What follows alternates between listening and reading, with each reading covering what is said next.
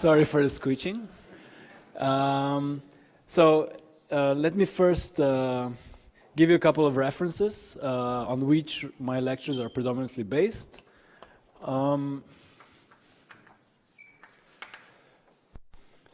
So there are a couple of pretty good reviews and lecture notes already available.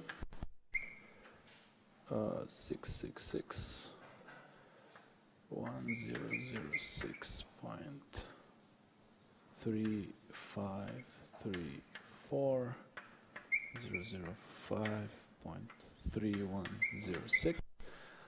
These are the archive numbers. So if you have any questions or something is unclear, please do interrupt me during the lectures. Okay, don't wait until the end, since the lectures are quite long. So let me start. Oh, that's nice. Let me start by introducing the main basic concepts that I will discuss. First of all, what is flavor? So what do we mean when we talk about flavor? So what is? Okay, if there is a technique to use the chalk without, just break it. Okay, okay. Okay. Okay. So what is flavor? So let me first introduce or define flavor in the scope of the standard model of particle physics. So in the standard model, flavor refers to interactions and properties of matter constituents, which are excitations of fermionic fields. So, fermionic field. Okay. So, in particular, it's spin 1/2. So when we talk about matter flavors in this context, so we usually discuss matter flavors. What we mean by that, we mean by that there exist several copies of the same gauge representations in nature.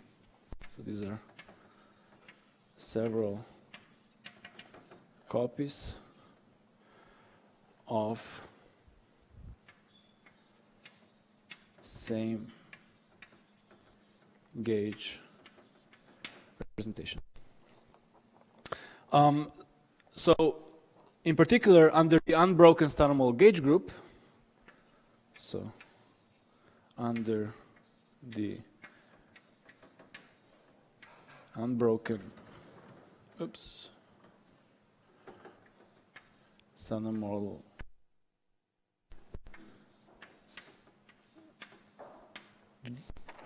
gauge group, which is SU3 of color times U1 of electromagnetism, we have the following representations or different matter fields which we distinguish. We have so-called up-type quarks,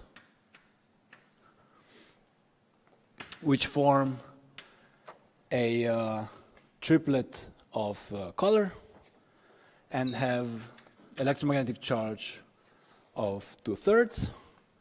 And we have 3 copies of those, so we have U, which we label as U, C, and T quark. We have down-type quarks, which are, again, triplets of color with electromagnetic charge of -1/3. They come in 3 copies, which we label as down strange and bottom quarks. Then we have charged leptons,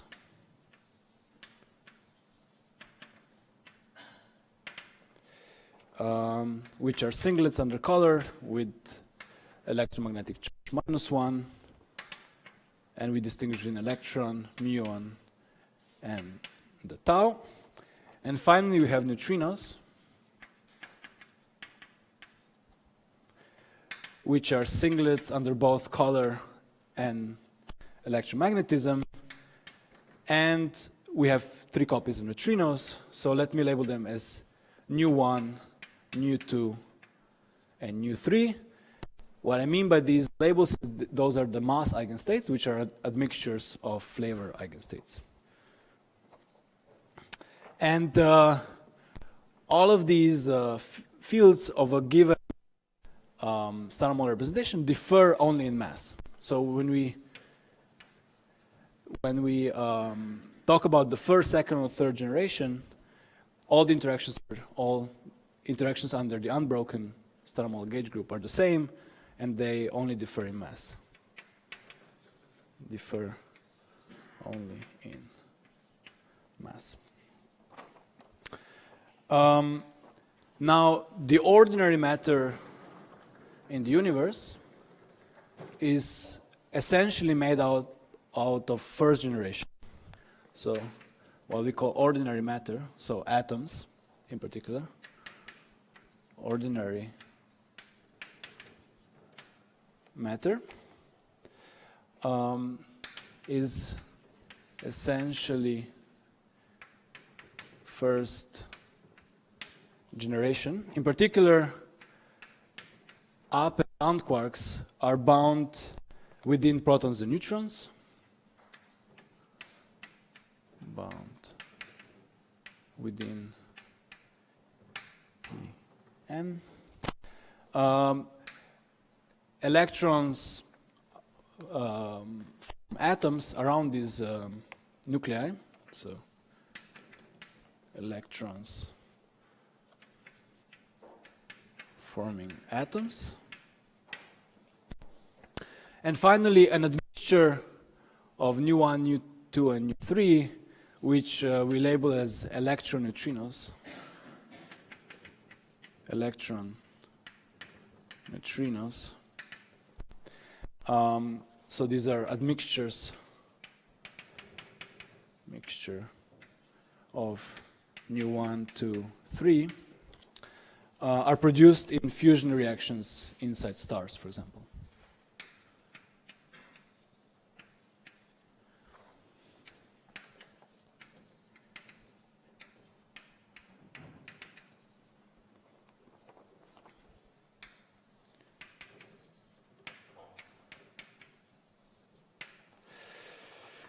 Now, what about the second and third generation?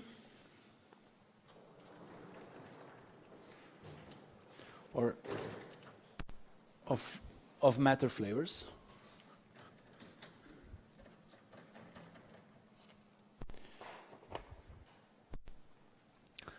So second and third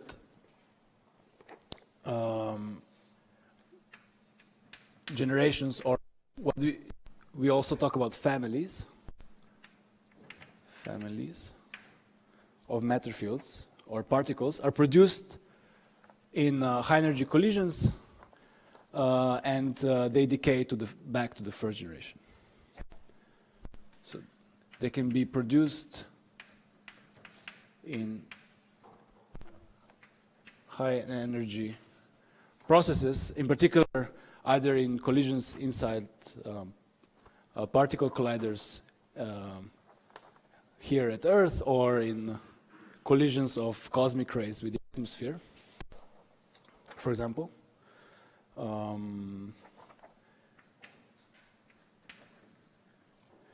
Collisions, and they decay back to the first generation via weak interactions.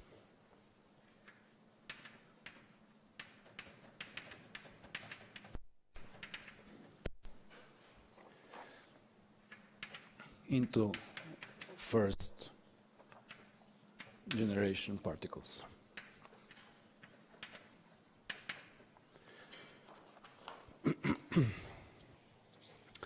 And the existence of flavors, the existence of three generations, it actually constitutes one of the today's biggest open questions in fundamental physics. So why do we have three generations? Since our matter is basically made out of only one generation. So what is the role of the second and the third generation particles?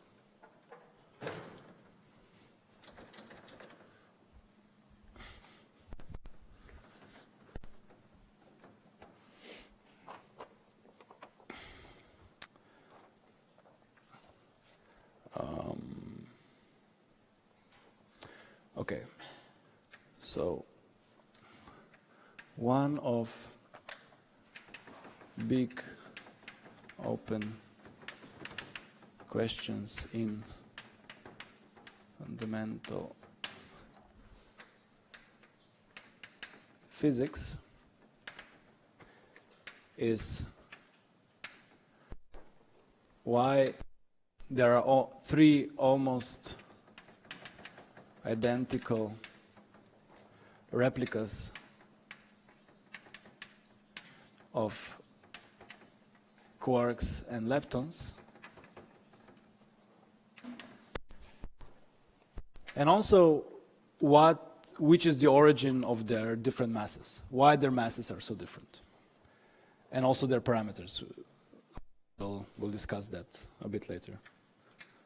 So, which is the origin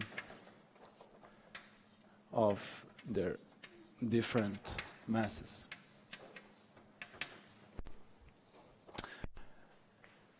And in this context, we can finally define what we mean by flavor physics.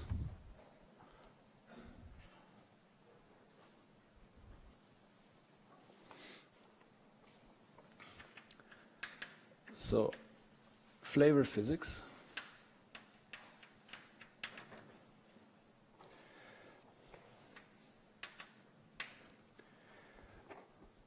refers to interactions which distinguish among flavors.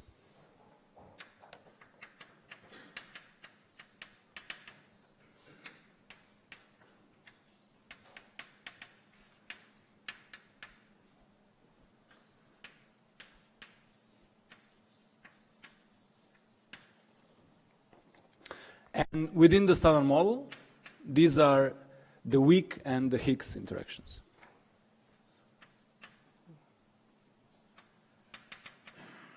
Within the standard model, these are weak and the Hicks-Yukawa interactions. So you can write Yukawa.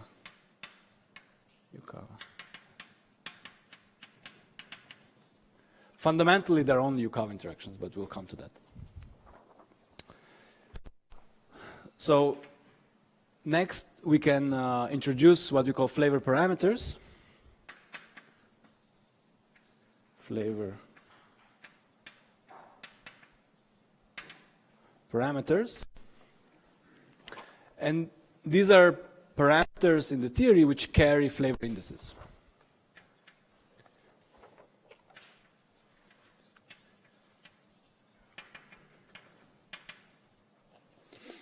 Again, within the standard model,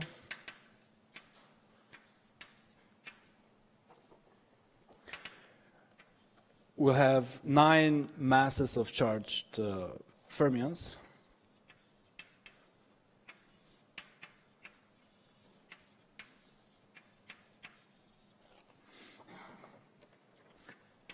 And we have 4 mixing parameters in the quark sector.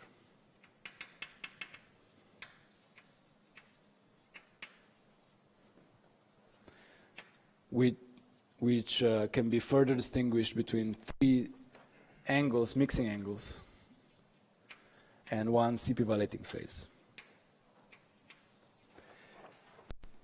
Okay, so we'll break down the counting of the parameters and how we distinguish between them later today. But for now, let me just say that these 3 angles and 1 mixing phase enter in the parameterization of weak interactions of quarks. So between the charged W bosons and the up and the down quarks.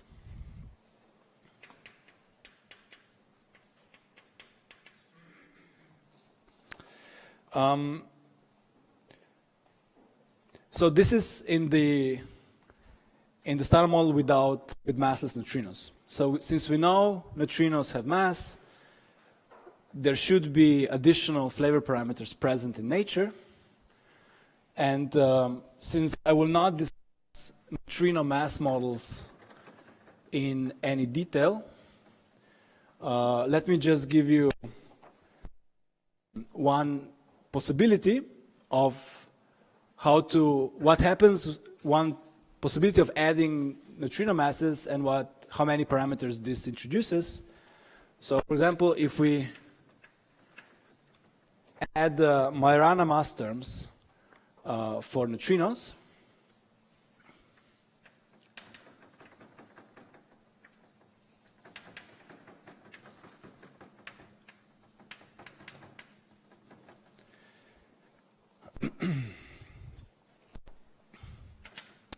this adds now 3 neutrino masses and 6 mixing parameters.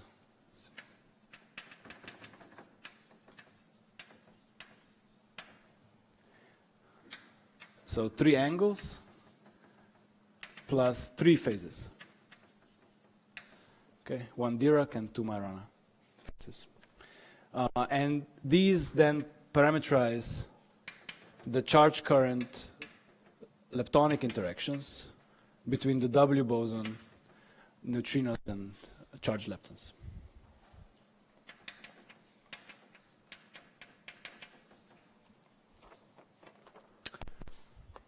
Okay, but of course this is not set in stone. In particular, this is one possibility of how to introduce neutrino masses.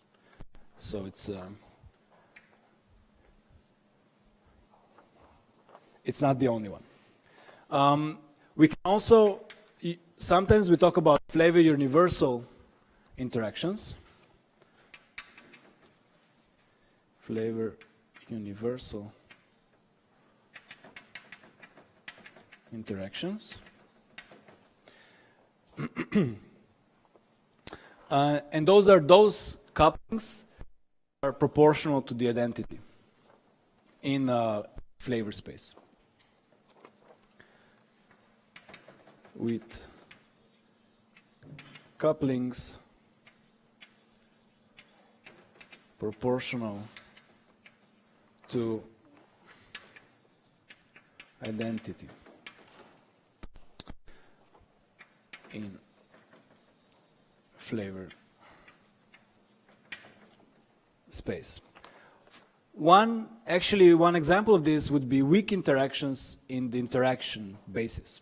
Okay, we'll discuss in detail the weak interaction basis and the mass basis a bit later. But in the standard model, within the standard model, the Flavour universal interactions are, of course, the electromagnetic interactions and QCD.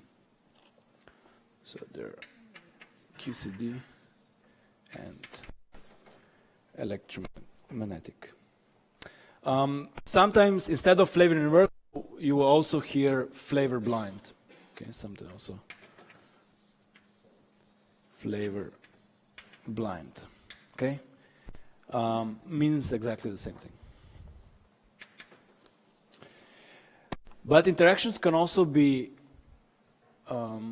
not Flavour universal, but Flavour diagonal.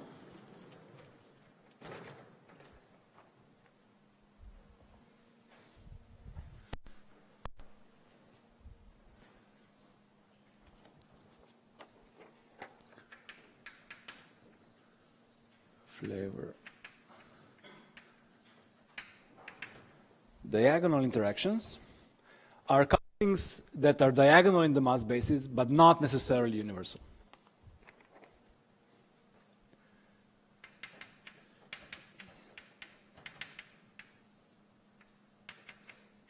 With couplings that are diagonal in the mass basis.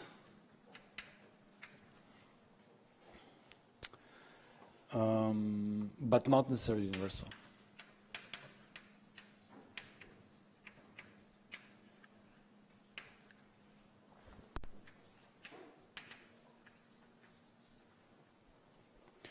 So again, within the standard model,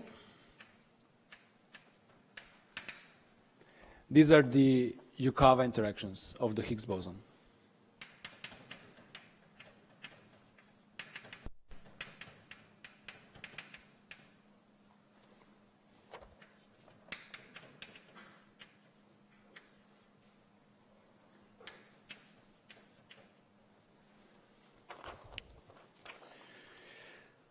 Okay, and then we can also, finally, we can introduce flavor changing interactions.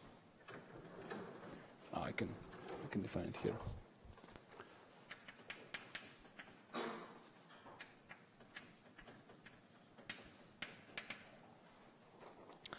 And in particular, flavor changing processes are the ones where the initial and final flavor numbers are different. What I mean by flavor number is the flavor, the sum of the flavors of all particles minus the sum of flavors of all antiparticles in the state. Okay? So flavor changing processes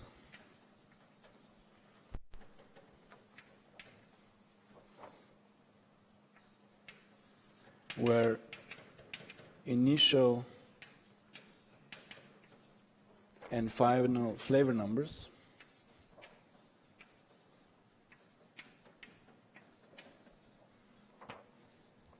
are different.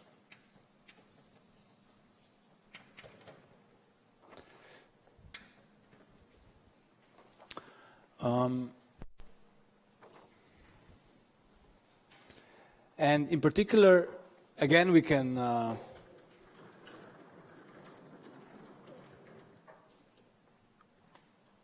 discuss flavor changing processes in the standard model.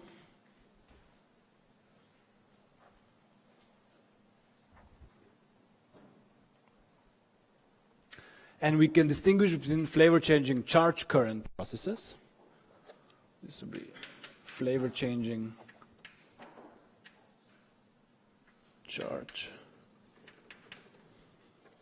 current. Those are interactions or processes where both up and down quarks or both charged and neutral leptons participate in the process.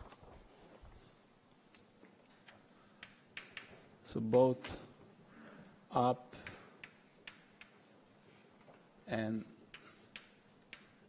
down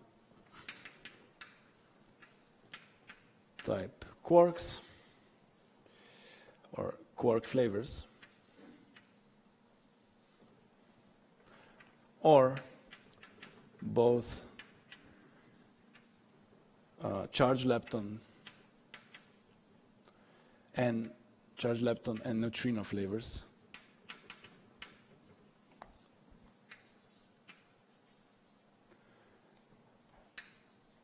are involved. For example, examples of such processes are, for example, muon decay. So when a muon decays to an electron and a pair of neutrinos, such a process involves both charged leptons and neutrinos. So it's a charge current process. In the quark sector, or in what we call a semi-leptonic process, which involves both quarks and leptons, an example of such a process would be the charge kaon decay to, for example, to a muon and an antineutrino.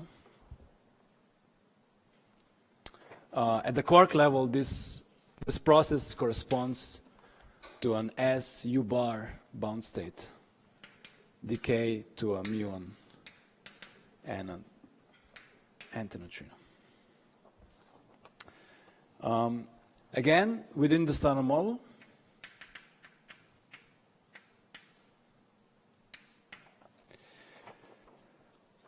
charge currents are basically single W exchange processes. So when we exchange a single W boson in the intermediate state, so one W exchange at the tree level.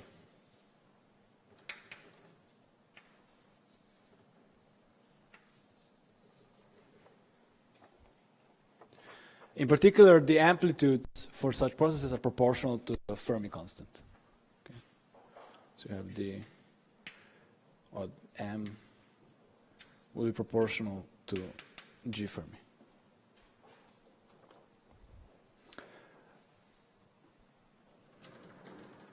Okay, but we can also introduce flavor changing neutral processes.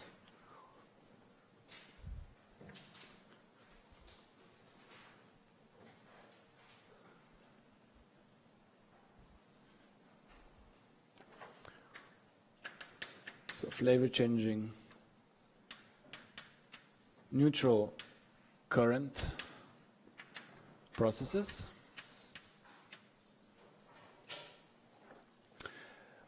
Involve either up or down quarks and either charged leptons or neutrinos. Involve either up or down type flavors, but not both.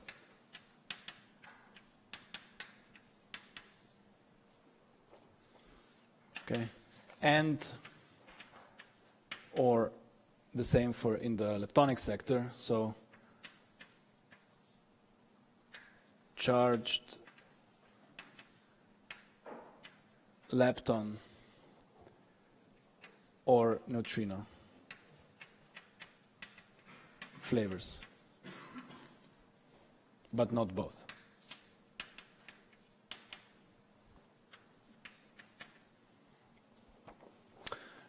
Again, we can list a couple of examples. One is the radiative flavor changing muon decay, so mu to E gamma, which only involves charged leptons but no neutrinos. In the and again, if we keep the analogy from charge currents, we can also in this context discuss the leptonic decay of the neutral kaons, for example, the K long, decay to mu plus, mu minus.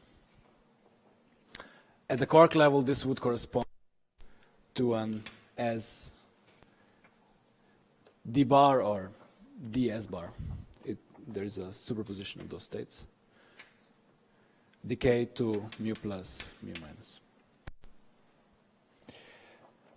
Again, within the standard model, these processes only occur at high orders in the coupling expansion or the weak expansion. Occur at higher orders in weak expansion. Typically, we think about this as at loop order. Okay, so these are typically loops. And often they are highly suppressed. This is due to particular parametric structure of the standard model flavor interactions. Often highly suppressed. And we'll see exactly why and how. You will also hear a lot of discussion about flavor violation or flavor violating interactions, and this we will discuss at length a bit later. So let me just introduce it here. So flavor violation, but we'll discuss it a bit later. What exactly we mean by that. Okay, so now that this was a bit lengthy introduction of the basic concepts, let's back and discuss why studying flavor physics is interesting with a bit of a historical perspective.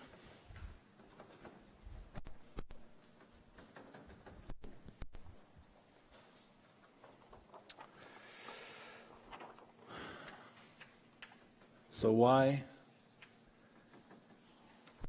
flavor physics is interesting.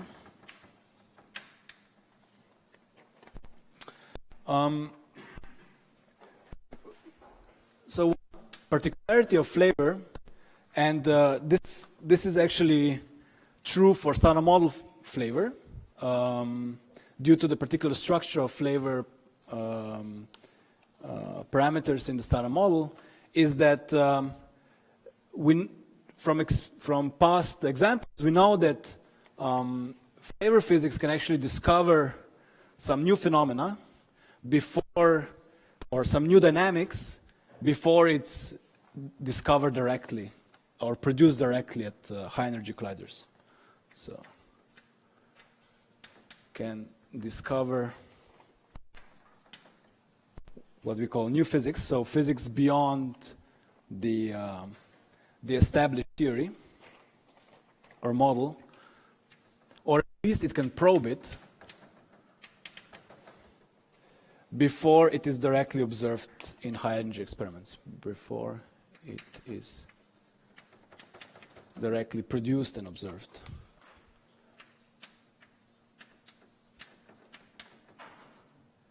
In high energy experiments. So there are a couple of historical examples of this. For example, the observation of non-vanishing decay rate of the neutral kaon to pairs of muons actually led to the prediction of the existence of the charm quark.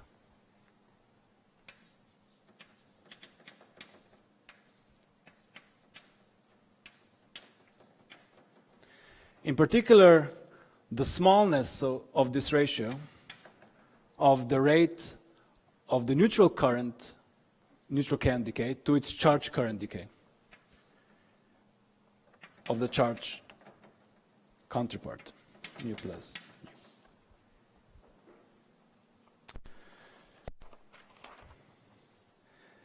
Furthermore, the smallness of this ratio from theoretical arguments led to the prediction that there should be a fourth quark at a time. So this was at a time when only 3 quarks were known, or 3 flavors were known, not even quarks. Secondly, the measurement of neutral kaon oscillation frequency, or in particular the mass difference between the two neutral kaon mass eigenstates.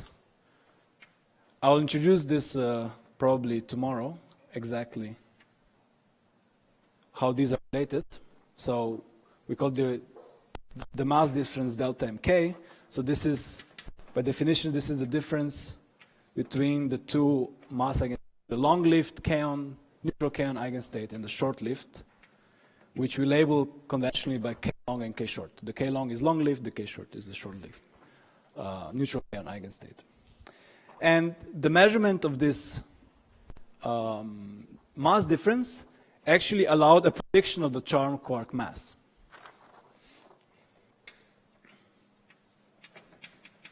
Before charm quark was even discovered.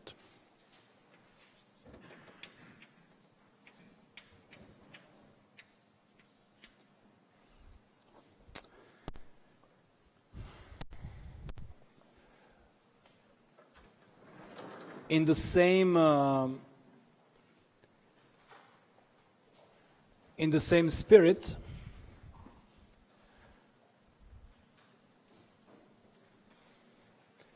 later the measurement of the mass difference or oscillation frequency of B-flavored neutral mesons. So this is the difference between the heavy and the light neutral B meson eigenstates led to the prediction of the top quark mass.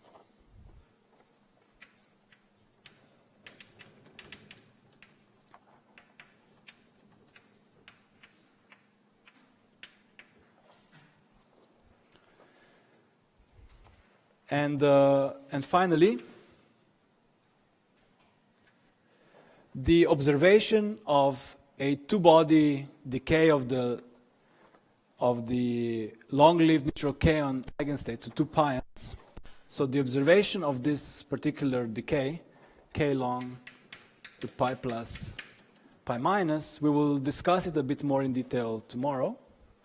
So this is the short and the long-lived neutral kaon eigenstates are approximated to a good approximation, CP eigenstates. And so they can either decay to 2 pions or to 3 pions. So the k long predominantly decays to 3 pions. And since the dominant decay is 3-body, it is longer lived than the k short, which decays to 2 pions due to phase space. Now, the observation of this very suppressed decay, which is CP violating, led to the prediction of the third generation. So this is basically, now we parameterize this with the observable epsilon k, which measures the amount of indirect CP violation in the kaon sector, led to the prediction of the third generation.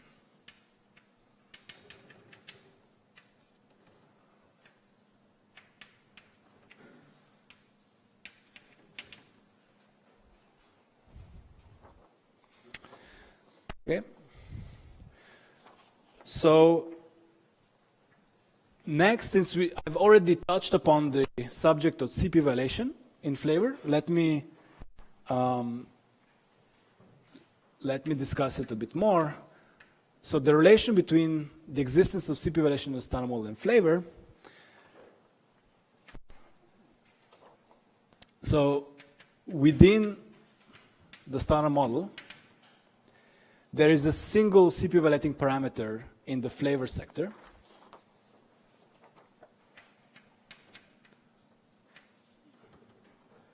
Single CP violating parameter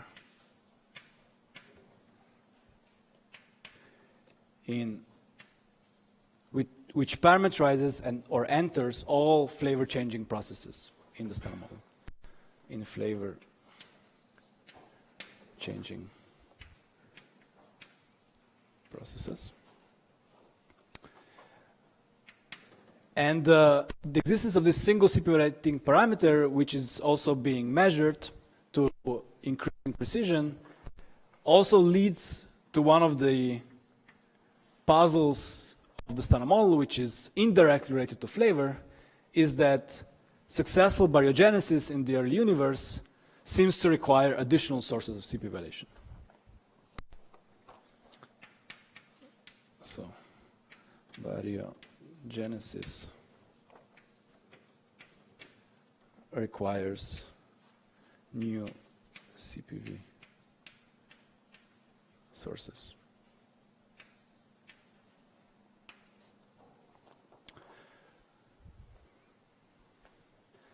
And there is another important relation of the Flavour physics to other standard model puzzles, namely to the electroweak hierarchy problem.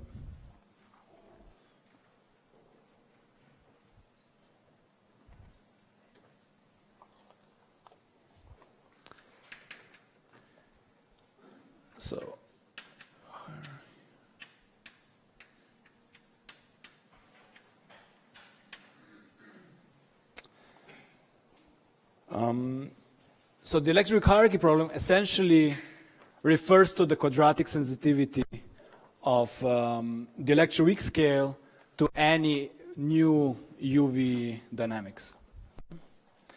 And essentially a solution to the electroweak hierarchy problem seems to require new degrees of freedom at around the TeV scale. So it requires some new physics at, or preferentially below, but this option seems to be already problematic from the experimental point of view. Now, what is the relation of flavor here is that the particular structure of the standard model flavor parameter is such that if we do introduce new physics at the TeV scale with generic flavor indices, which carry flavor indices, then typically it will come into conflict with precision flavor measurements. So if such new physics has a generic flavor structure,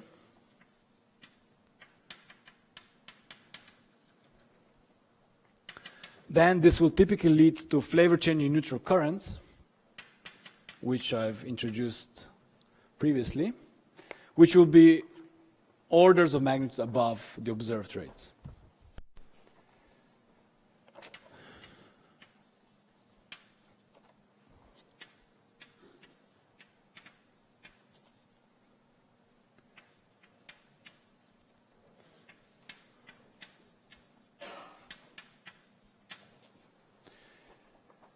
We can also turn this around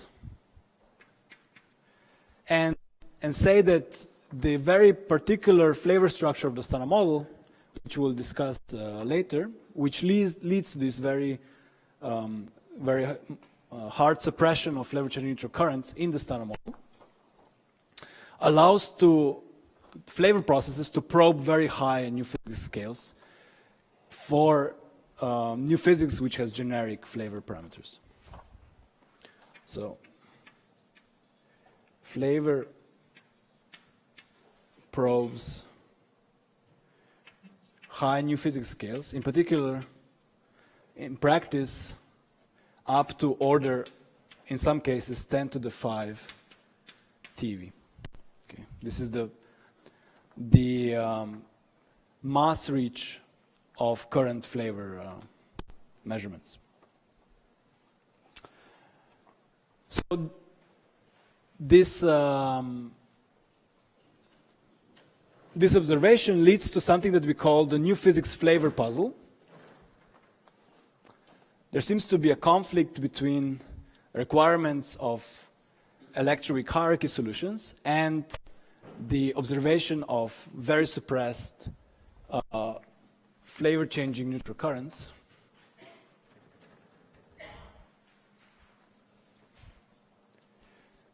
Which is sometimes referred to as the new physics flavor puzzle, or the new physics flavor problem even, which essentially states that if there is some new physics around the TeV scale, it needs to exhibit approximate flavor symmetries. Needs to exhibit approximate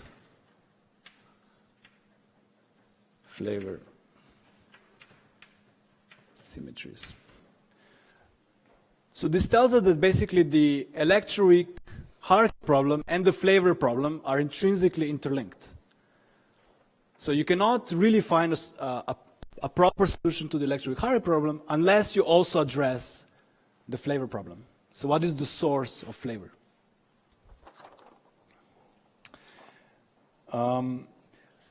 In relation to this, there is also, in addition to the new physics flavor puzzle, there's also the standard model flavor puzzle, which refers to the measured values of the standard model flavor parameters. Namely, if we look at the standard model flavor parameters,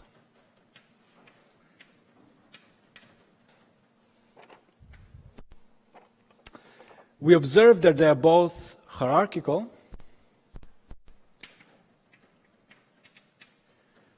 What I mean by hierarchical is, for example, on the example of up-type quark masses, is that the up-type up quark mass is much smaller charm quark mass, which is again much smaller than the top quark mass.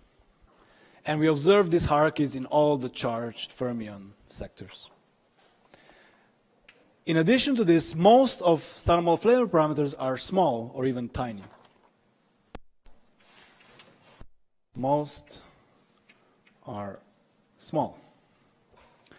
In particular, all fermion masses except the top quark mass, so all fermion masses where the flavor is not the top quark flavor, are much, much smaller than the weak scale, in particular the W and the Z masses.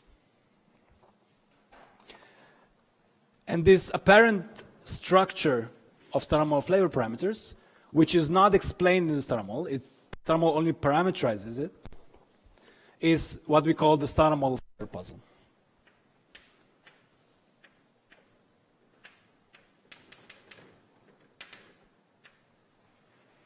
Okay.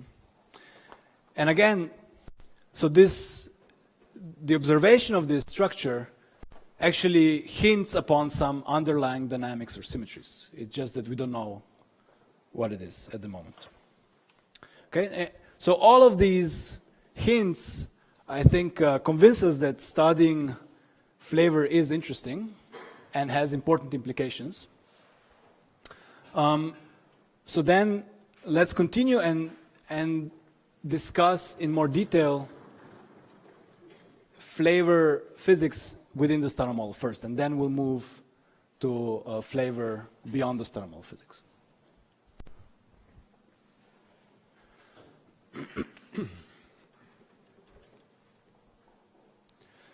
So are there any questions up to here?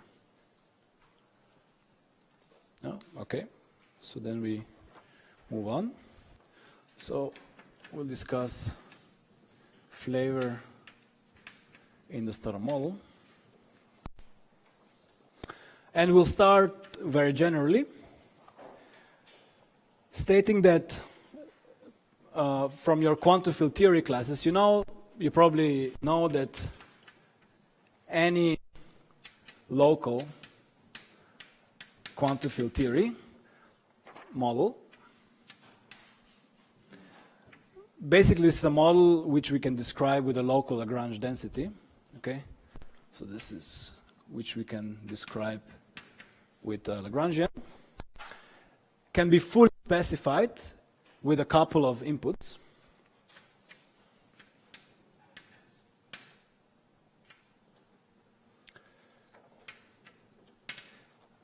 One, the symmetries of the model and the pattern of symmetry breaking.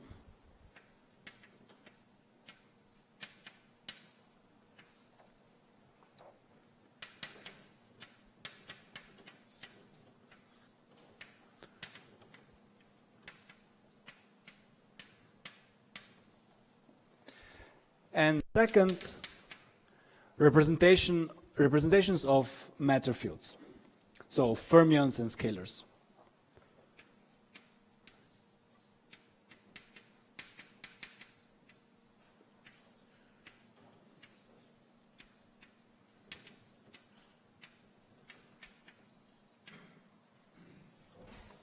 So let's do that for the standard model.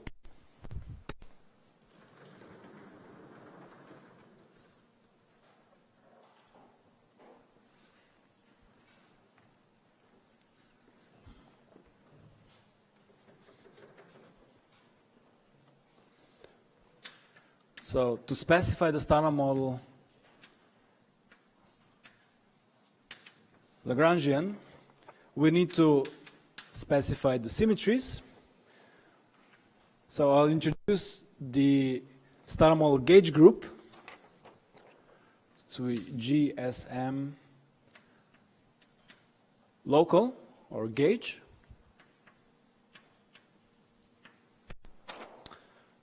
Which is SU3 of color times SU2 of weak isospin times U1 of hypercharge.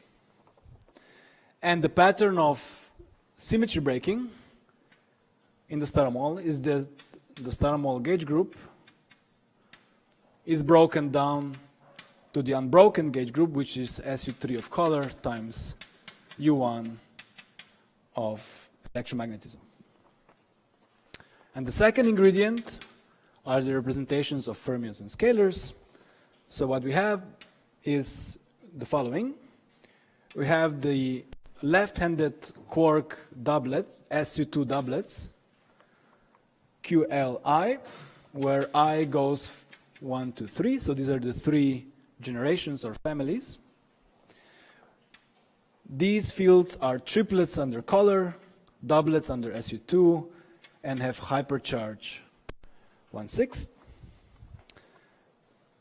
Then we have the right-handed up-type quark singlets under SU2, so they're triplets under color, singlets under SU2, and have hypercharge 2/3. Then we have the down-type right-handed quarks. Again, triplets under color, singlets under SU2, and with hypercharge minus 1/3.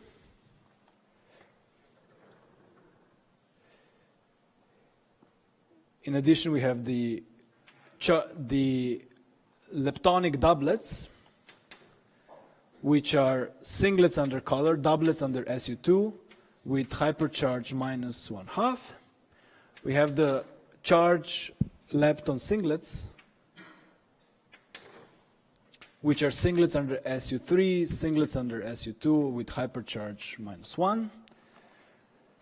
And finally, we have a single scalar field, which is singlet under color, doublet under SU2, and with hypercharge 1/2. This scalar, this is the Hicks field, has a non-vanishing excitation value in the vacuum. So it obtains the neutral component of this obtains a VAV, which I'll parameterize with V over square root of 2, which will be roughly 174 GeV. Okay.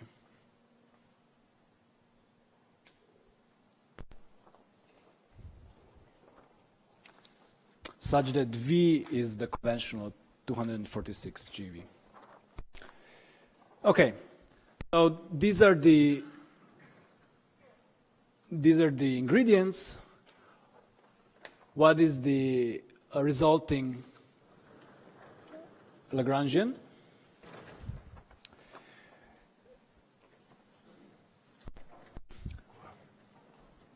We will separate it in 3 parts and analyze them with respect to flavor in the following. So we'll split the standard model Lagrangian into what I'll call the kinetic or the gauge part. Then be a Hicks part.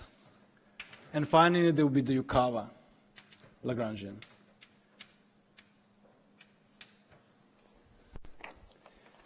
And let's briefly discuss each of these terms separately.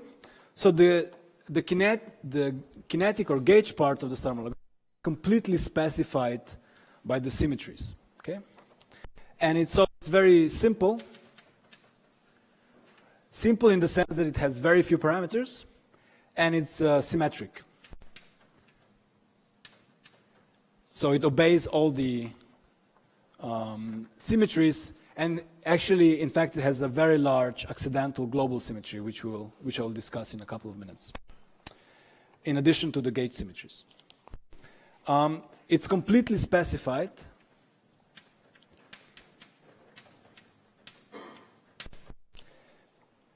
by the gauge group and the fermionic representations of the theory, and only has by G local and the fermionic representations. And in the star model, there are only 3 parameters associated with this part of the Lagrangian. There are 3 parameters. G, G prime, G strong. Okay, the 3 gauge couplings.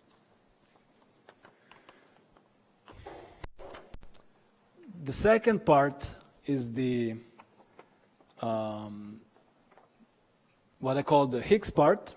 It basically parameterizes the Higgs potential, since I've put the Higgs kinetic gauge covariant kinetic term into the first part.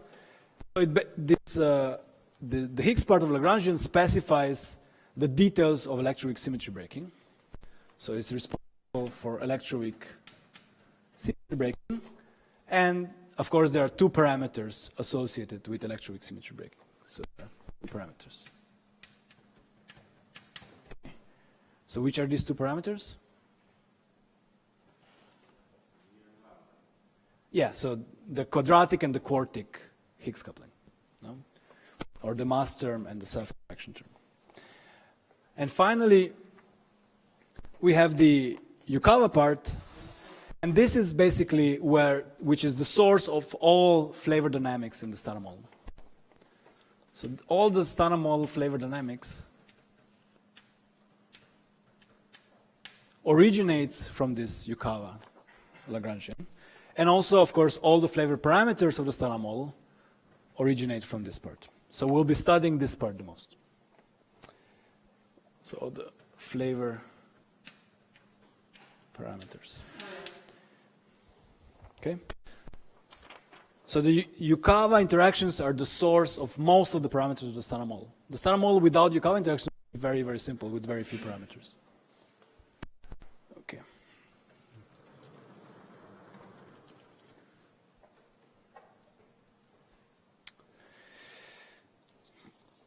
So before delving into the Yukawa part, let's first discuss the flavor structure of Stana model interactions in the interaction eigenbasis. So before rotating the basis of the matter fields into their mass eigenbasis, let's just discuss their interactions into what we call interaction eigenbasis, and we'll define it immediately. So let's first discuss interaction eigenbasis. And write out the kinetic part of the Stana model Lagrangian in detail in this basis. So we sum over all generations, 1, 2. So ij will be flavor indices, which will sum over generations. And in addition, we'll be summing over all gauge representations of fields. So psi will go over all fermionic representations, so from QL all the way to ER. And we can write down all the gauge kinetic terms of fermionic fields in this form: psi I bar, I covariant D slash, delta ij, psi j. Why I've written it in this way? Because so instead of just summing over all the flavors once, I manifestly sum over all the flavors in both psi and psi bar, but just insert the Kronecker delta symbol to manifestly show that one can always find a basis, which is what we call interaction eigenbasis, where the gauge interactions are flavor universal. Okay. So they're flavor universal. And they're also CP conserving.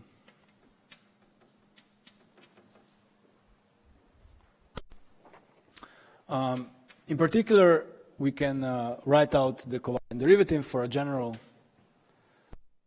fermionic representation. So this will be the normal derivative plus I times G strong times the gluon field times LA, where LA parameterizes the SU3 color generator in the particular representation of the field. So if it's a singlet, then this is just 0. Okay.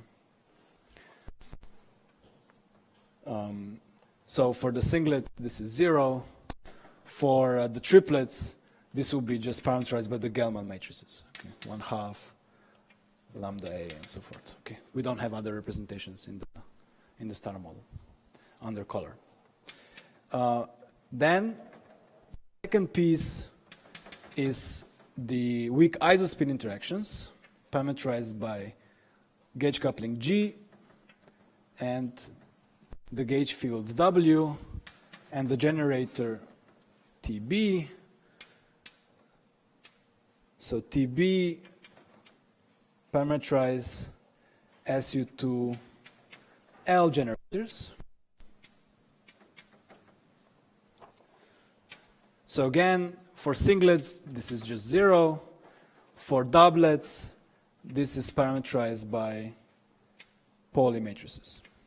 So sigma B and so forth. Again, we do not have larger SU2 fermionic representations in the star model. And finally, the final term is the hypercharge interactions, which is given, the strength is given by the hypercharge coupling, the field is the hypercharge field, and the charges are the hypercharge charges, which we parameterize as Y. So these are the U1 Y charges of the fields. Okay. These are the numbers below here.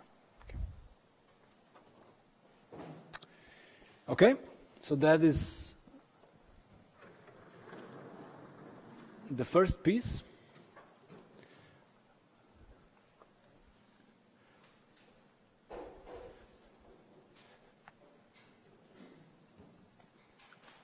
Let's see the brief, let's very briefly take a look at the Hicks part.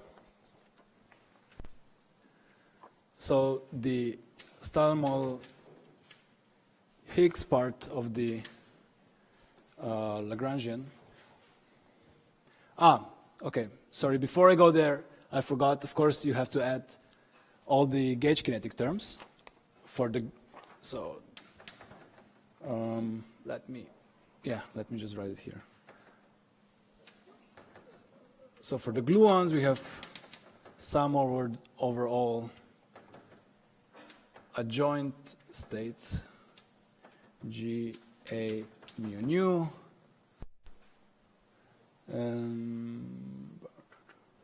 Okay. How do I write this now? Okay. Let me just continue on this side and then I'll move everything up. Okay. The same for the SU2. So here the index goes from 1 to 3. W mu nu A, W A mu nu, and finally the hypercharge gauge kinetic term, and also the Hicks gauge kinetic, the scalar gauge kinetic term.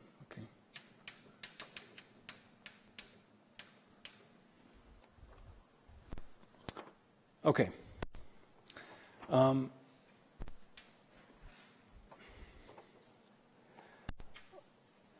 So next, let's discuss the Hicks part. This will basically be a parameterization of the Hicks potential. So it has two parameters, the mu square term and the quartic term, parameterized by the lambda coupling. So this term is also CP conserving. the parameters are necessarily real. So this is also CP conserving. And this is just a side note, it also possesses a larger accidental global symmetry in addition to the gauge symmetry. And it's actually an SO4. It has a SO4 accidental global symmetry.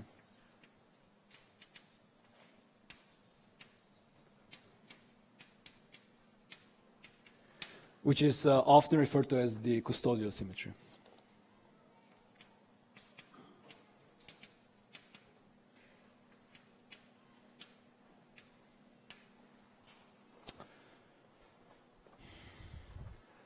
And now, okay, let's put it this way, and this way, okay.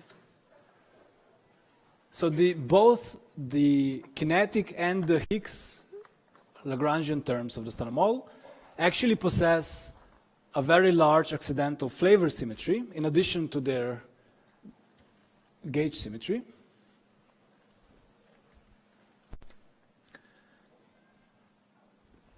And this is because they're essentially Flavour, all the interactions are Flavour universal. So they're symmetric under Flavour rotations. So L standard model kinetic. And of course also Higgs, because the fermions don't even enter in the standard model Higgs term. Have a large global Flavour symmetry.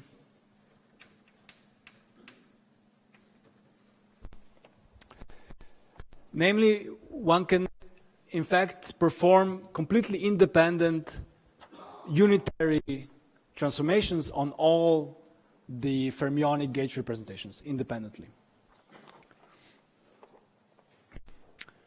So the symmetry is under completely independent unitary rotations in Flavour space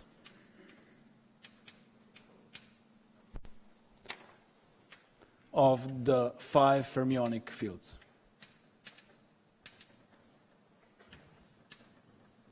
Of 5 fermionic representations of fields.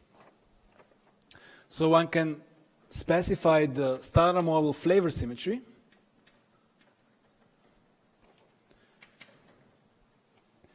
as U3 to the 5th, but in particular we will decompose it into the semi-simple group times the U1 factors. So we can parameterize this as SU3. In the quark sector, there are 3 quark representations. There are 2 leptonic representations and the associated U1 factors, okay, U1 to the 5th. Okay, so this is the basically U3 to the 5th. Now let me specify what I mean by these factors in the product. So the SU3 Q cube is SU3 rotations of the left-handed quark doublets times SU3 rotations of the up-type singlets times SU3 rotations of the down-type singlets.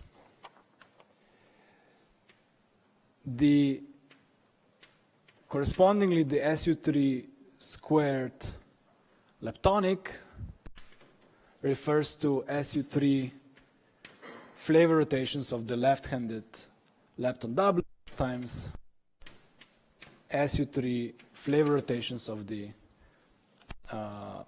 isospin singlets. And finally, okay, let me write the U1 factor on the other sides, so I have more space.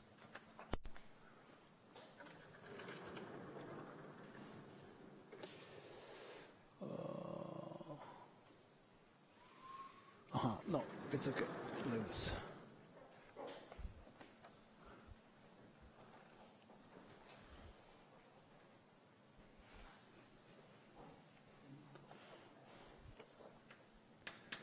So the U1 to the fifth, so there are several ways one can parameterize it. One could just write U1Q times U1U times U1D times U1L times U1E, okay? But more conventional way to parameterize this or embed it is to write it in terms of the global baryon number, U1B, times the global lepton number,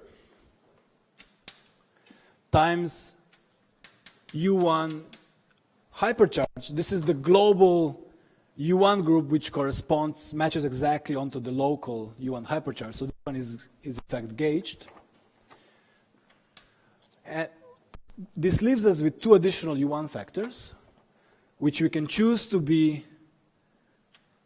U1E, for example, and there is one combination which is left, which is conventionally denoted by, let me write this a bit smaller so I can fit everything in one line. U1E, 1, 2, 3, hypercharge. Hypercharge U1 E times U1 PQ. PQ refers to Peccei-Quinn. Okay, so I already told you that I chose U1 hypercharge because this is the part of the global flavor group which is actually gauged. So this is gauged and is then broken spontaneously by the Hicks mechanism, okay, the Hicks wave. And then finally, what is this Peccei-Quinn symmetry? This is a symmetry which we can define as a phase under which the Higgs and the down quark and charged lepton fields have opposite signs. Okay, so have opposite phases. So Higgs and DR ER have opposite charges. Okay, this is one possible assignment, and it's useful, for example, when discussing the solutions to the strong CP problem in terms of axions, for example. No? You had axion lectures, I believe, no? So you're familiar with the Peccei-Quinn symmetry. Okay, this is what it would be in the Standard Model without Yukawa interactions. Of course, now, of course, this global flavor symmetry is not an exact symmetry of the Standard Model because we still haven't discussed the final piece of the Standard Model Lagrangian, which is the Yukawa, which breaks this large global symmetry. And it breaks it almost completely. Okay.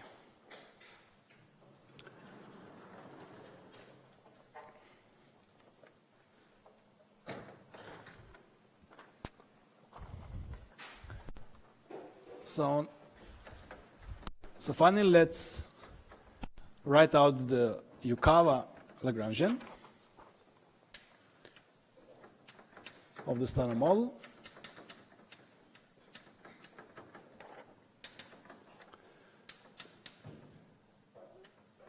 So we have a couple of terms which parameterize Yukawa interactions between the Higgs and the various fermionic representations. Particularly, we can write down a QL bar dr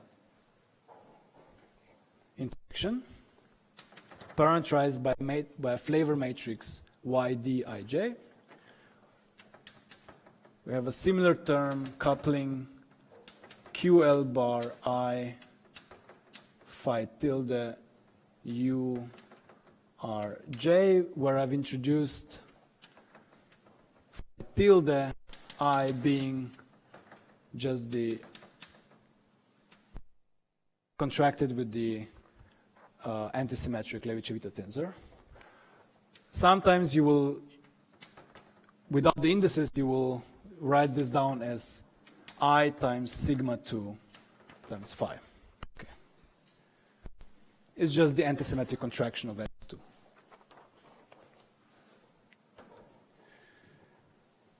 Okay, plus the leptonic Yukawa term, coupling the left with the right-handed SU singlet. And of course, all of these terms are now in principle complex, so we also have their Hermitian conjugates. Now, these couplings they carry Flavour indices, so they are now manifestly, in general, Flavour dependent and CP violating. So in general, the Yukawa interactions will be Flavour dependent. So this is unless the Yukawas would be proportional to the identity. So the Flavour universal limit would be if all the Yukawas are proportional to the identity, and they will be also, in general, CP violating. Now let's try to understand the pattern of the global Flavour symmetry breaking in presence of these Yukawa terms. So we start off with this big U3 to the fifth, okay? And the gauge interactions of the standard model only break, out of this global symmetry, they only break the U1 hypercharge. The Hicks only breaks the U1 hypercharge spontaneously. And that one actually should not be broken by the Yukawas, of course. So let's see what happens with the rest. When the Yukawa terms are different from 0. And let's first examine the U1 factors. So the simplest one probably is the U1E. So this is the global phase of all the right-handed leptonic fields. And this is broken simply by the value of the YE Yukawa being different from 0. To be more technical, actually, the rank of the product YE times YE dagger should be 3. Okay. Second is the U1 PQ. This one is broken by a combination of Yukawas, in particular that the product of YU and YD is different from 0. Or similarly, the product of YU times YE is different from 0. Remember, I told you that the Pacheco-Quinn, as I defined it, is the one where only the down quark and the electron and the leptonic fields are charged, but not the up type fields. Okay, so in presence of both Yukawa terms, this symmetry is broken. Next, we can move on to, so this takes care of the U1E and U1Q. U1 hypercharge is respected and is broken by the Hicks.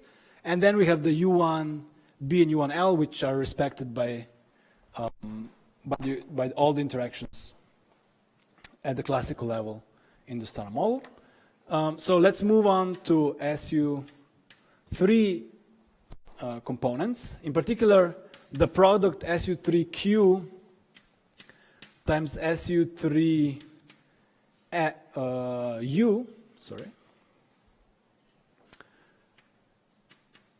is broken completely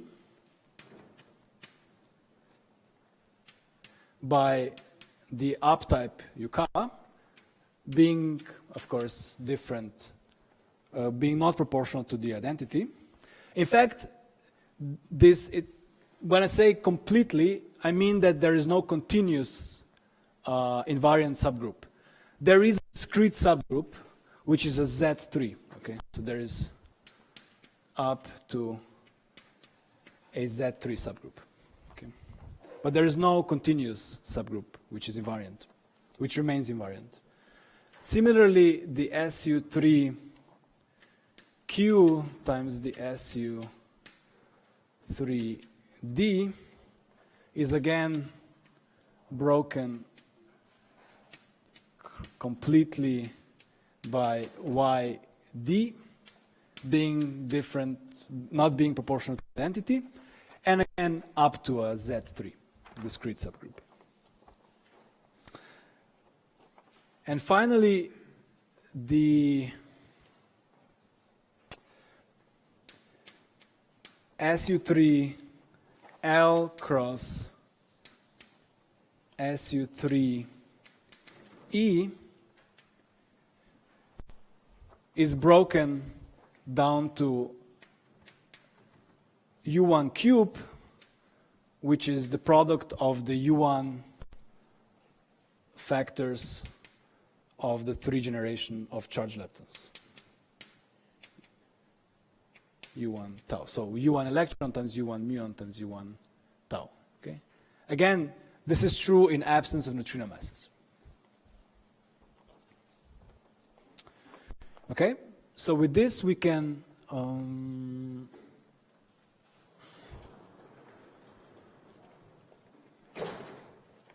now write down the final Stata model global flavor symmetry after introducing Yukawa interactions.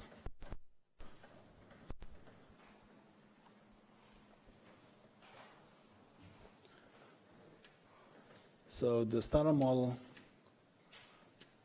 global flavor symmetry, when Yukawas are different from 0, is then given by U1 baryon number times U1E times U1 mu times U1 tau. Okay, these are the exact accidental global flavor symmetries at the classical level of the Stata model. Now, in this way, we can redefine more formally what we mean by flavor physics using this symmetry breaking pattern. So flavor physics actually now refers to interactions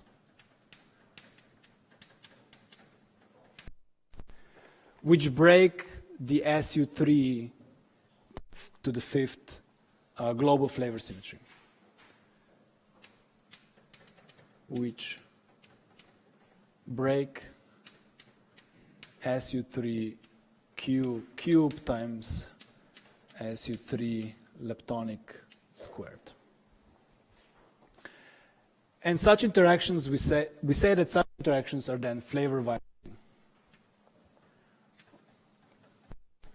Flavor violating. Because they break this Stata model flavor symmetry. Mm-hmm. So U1L is actually a global phase rotation of E, mu, and tau by the same phase. Okay. So it's embedded here. So I didn't write it separately because it's actually, this is part of the phase rotations which are already, which the Stata model is invariant.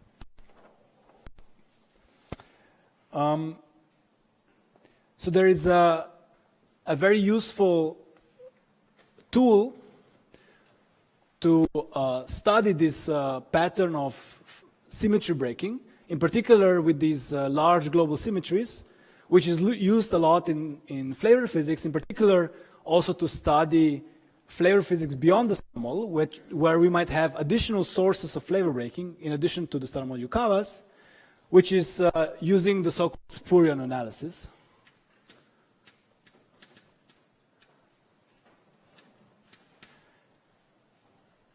So we already did this now in a very pedestrian way when we studied the pattern of breaking of a global symmetry after introducing certain additional interactions.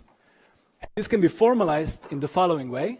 We can imagine making the standard model formally invariant under the global flavor symmetry. To do this in presence of the Yukawas would have to actually form representations under the flavor group to make all the terms, including the Yukawa terms, flavor symmetric.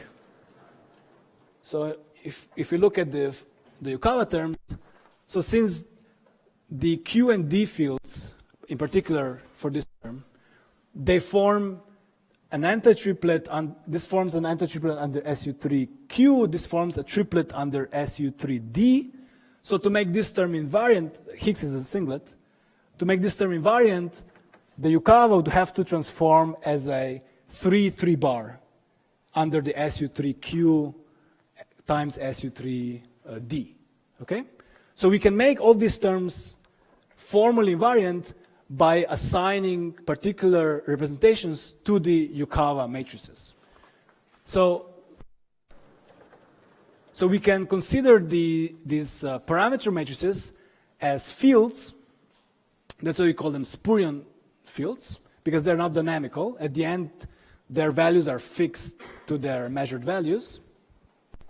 We call them spurion fields. And so we can assign representations under the global flavor group to these. So in particular, the up-type Yukawa would have to transform as 3 bar 1 under SU3Q cubed. So a 3 under SU3Q times a 3 bar under SU3D times 1, SU3U times 1, a singlet under SU3D. No? YD would have to be 3, 1, 3 bar under SU3Q cubed. And finally, leptonic Yukawa, charged lepton Yukawa would be 3 bar under SU3L squared. Okay? And performing such a spurion analysis facilitates greatly the task of parameter counting. So now the next question we'll be asking is, how many parameters are there in the standard model flavor sector? And using this spurion analysis greatly facilitates this. And the second role or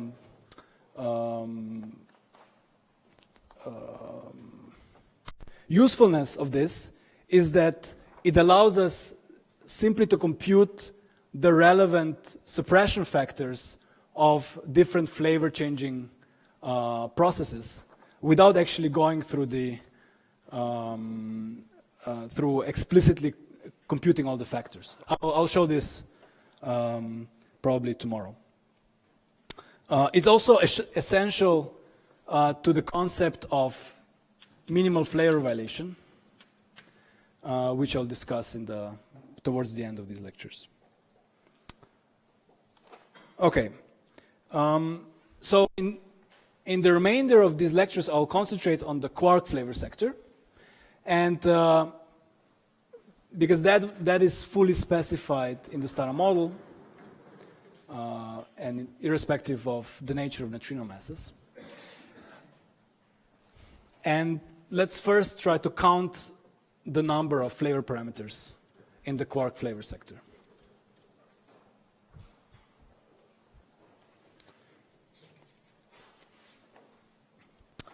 So, counting the Stalmor quark flavor parameters.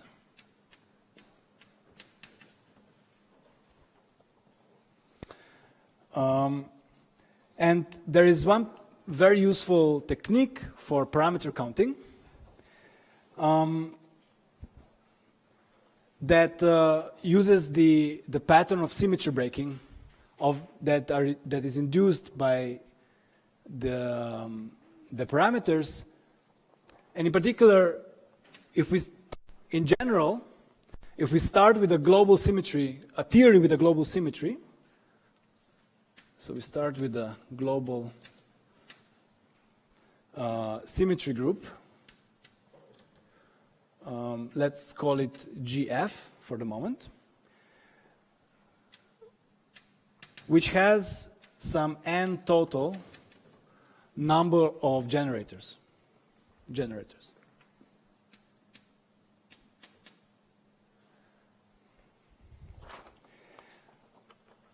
Okay.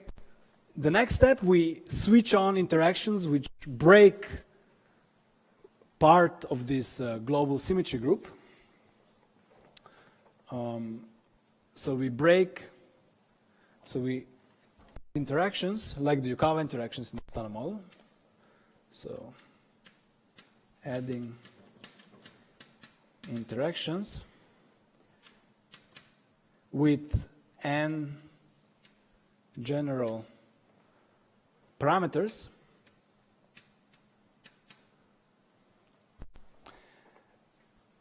and breaking GF to some subgroup HF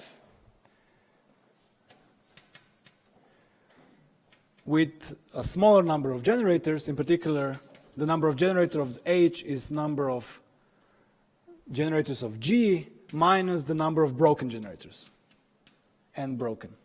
Okay.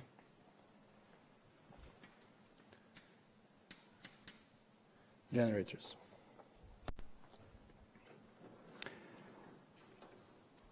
Now, what happens is that for each broken generator, the particular symmetry transformation can be used to remove one of the parameters of the interaction which is breaking the symmetry.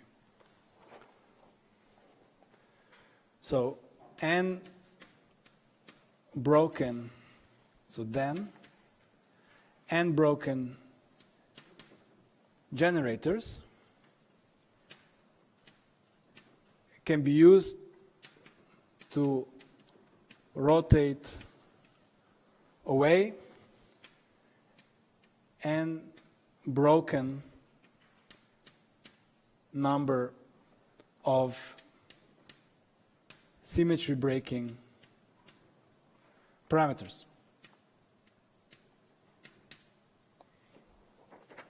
So this allows us to compute the number of physical parameters. So the remaining physical parameters are then, let's denote them with n phys, will be n general minus n broken. Okay. So before doing this for the standard model flavor sector, let's do a very simple example so it becomes more familiar. And imagine a system which you put into an external magnetic field, okay? A constant external magnetic field.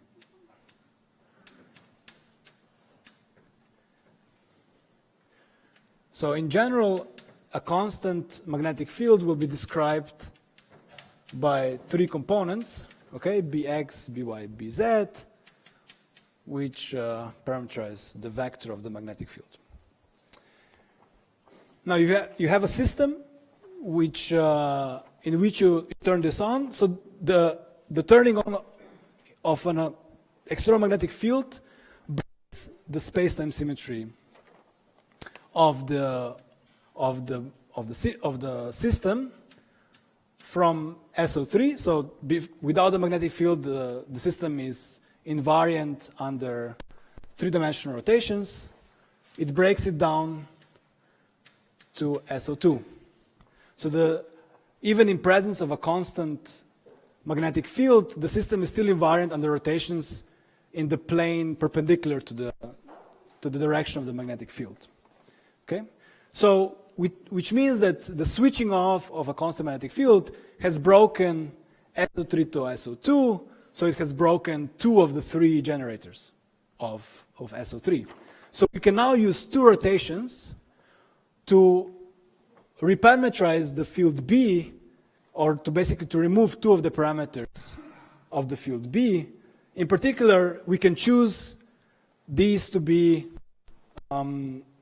such that in the following way. So we can use a rotation, for example, around the y-axis and a rotation around the x-axis. So in the plane xz and then in the plane yz on our field B, such to rotate it in a way that in the new system it points exclusively in the z direction. Okay? So how many physical parameters such as have we introduced in such a system? Just a single one. Okay? So there is the single physical parameter.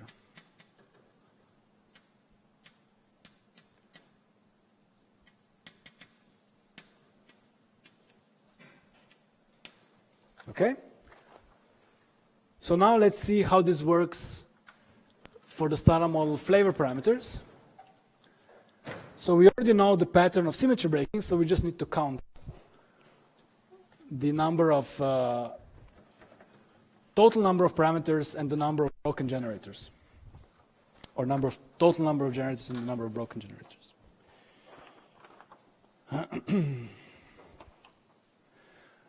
So in the model Flavour, we have breaking of U3 cube times U3 up times U3 down times that's it. In the quark sector, that's it. And we break it down to U1b. That's the only continuous subgroup which remains invariant in presence of up and down quark interactions in the quark sector. And this is broken by two matrices, the up and the down Yukawa matrices, which are complex 3×3 matrices. Okay? So this is 2 times 9 real and 9 imaginary parameters. So we have 9 complex parameters for each matrix. Our total global Flavour symmetry group and total has the 3 times 3 plus 3. So each U3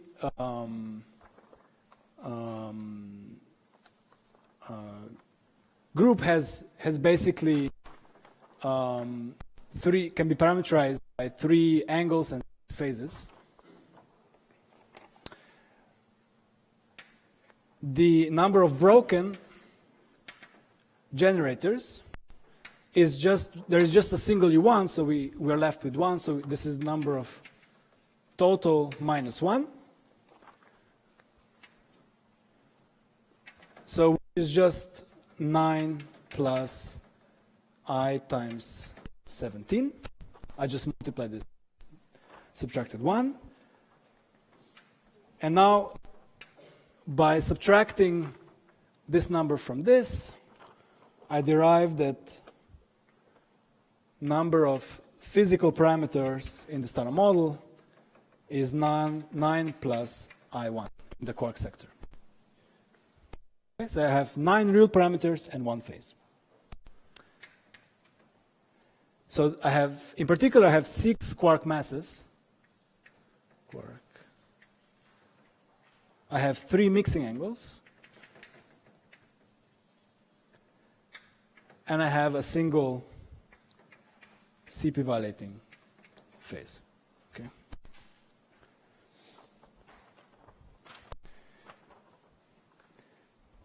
And I could do this without actually explicitly thinking about which rotations I can perform to remove parameter invariances, just using this very handy tool. Okay, so since I have a minute left, let me just briefly discuss the discrete symmetries of the standard model related to Flavour.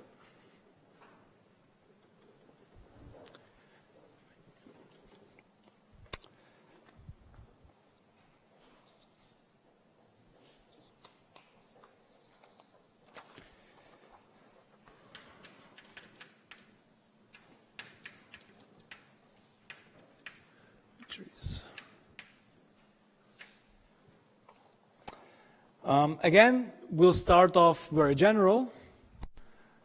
In particular, that any local Lorentz invariant quantum field theory needs to conserve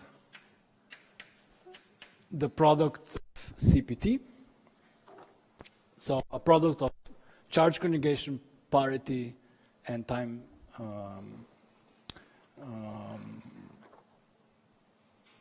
invariance. So since this is true for any Lorentz invariant quantum field theory, it's true for the standard model. And one direct consequence of the CPT theorem is that in the standard model and any other local Lorentz invariant quantum field theory, T violation is directly related to CP violation.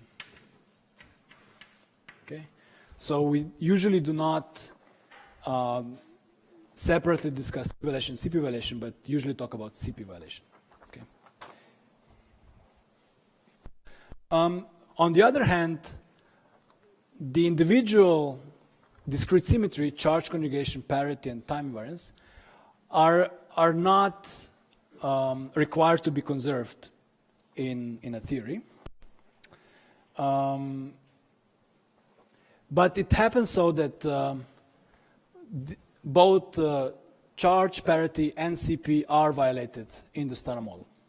And let's discuss the details of it. So in the standard model, charge conjugation and parity are violated maximally.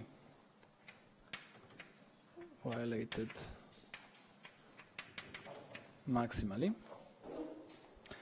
The easiest way to see is simply by observing that the left and right-handed fermionic fields belong to different gauge representations.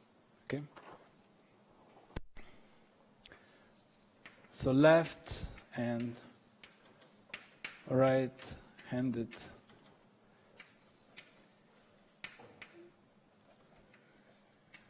fields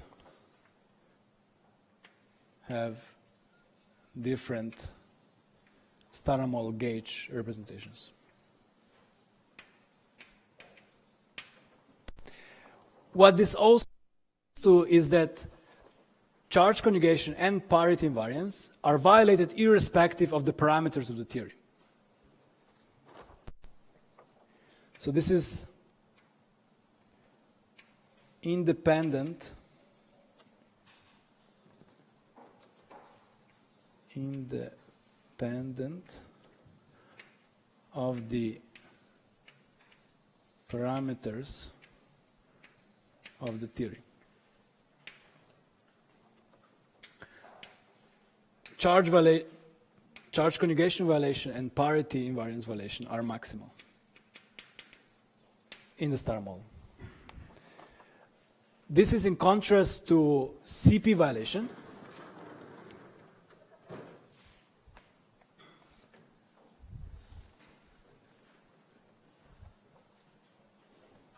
which does depend on the parameters.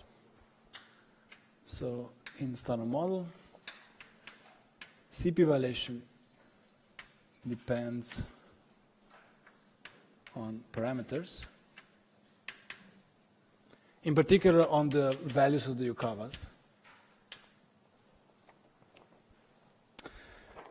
One can understand this in the following simple way. So if we look at hermiticity of the star model Lagrangian,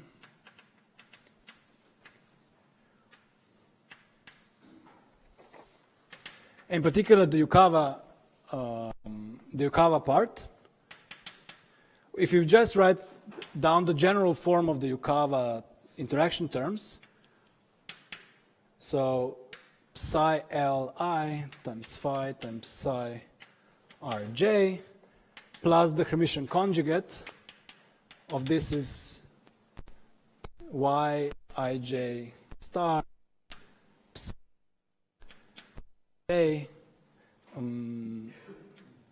Rj bar phi dagger psi Li.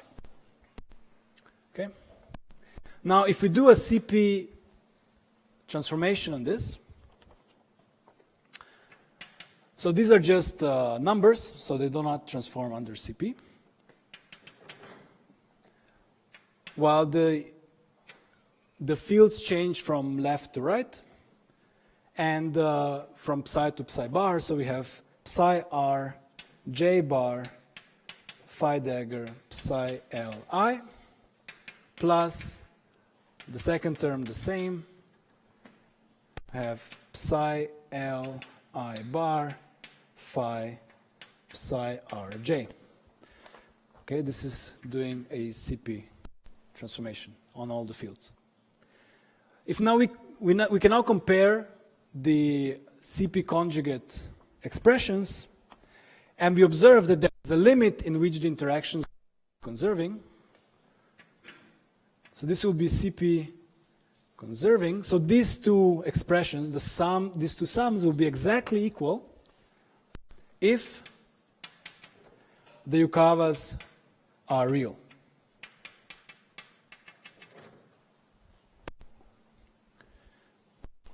Okay? So in the standard model, the condition is a bit more subtle. I will not derive it, but formally, the condition of CP invariance, or CP violation on the other side, so in contrast, is that the imaginary part of the determinant of the commutator between YD dagger and YU dagger is different from 0. The quantity, which is sometimes denoted with J, is called the Yarl-Skok invariant. Yarl-Skok invariant.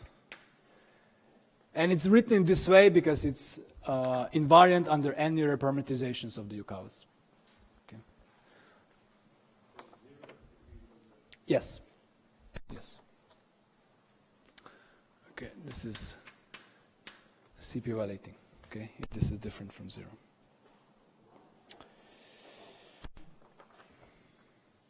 Okay, and so let's finish here today's lecture. Are there any questions concerning this? Yeah?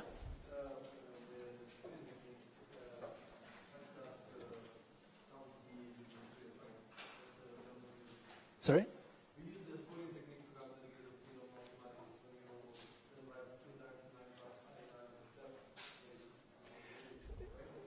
Yeah, so yeah, exactly. So it's a way basically you specify the representations which break your symmetry group. Knowing the representation which break it, you know how many generators they break, so then you can do this counting. Yeah. There was another question.